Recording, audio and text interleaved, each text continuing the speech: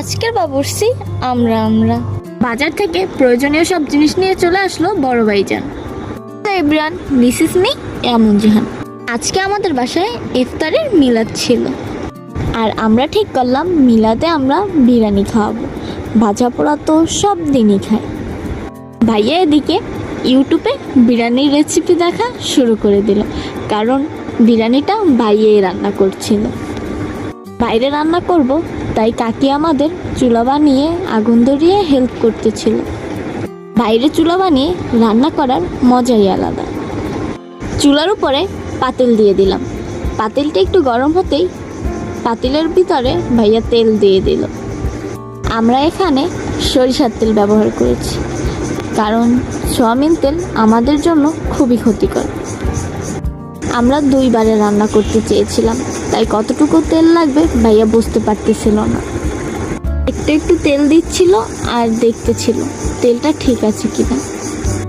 তেলটা গরম হতেই তেলের ভিতরে রসুন, পেঁয়াজ আর আদা দিয়ে দিল ভাইয়া, আর তার ভিতরে দিয়ে দিল কিছু পরিমাণ তেজপাতা।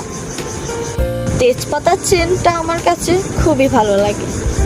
সব দেওয়া হয়ে গেলে ভাইয়া নাড়া দেওয়া শুরু করলো সব কিছু মিক্স করার জন্য।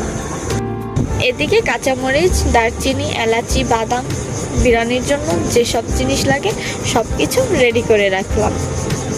গোছগুলো ভালো করে ধুয়ে রেখে দিলাম। কাঁচা গোছ খাবেন, খেতে পারেন, একদম ফ্রেশ।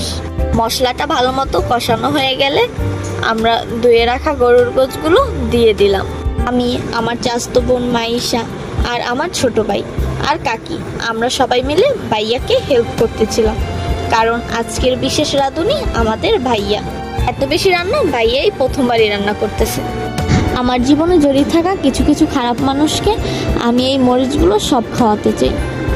তাই একটু কষানো হয়ে গেলে আমরা মরিচগুলো একে একে করে দিয়ে দিলাম।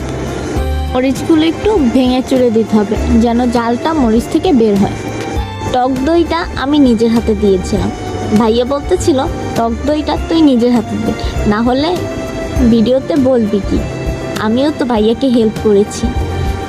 দিকে আমার ছোট ভাই লাড়াচাড়া শুরু করে দিল, সে যেন ইজুরির সাথে বলেই পারতেছিল না।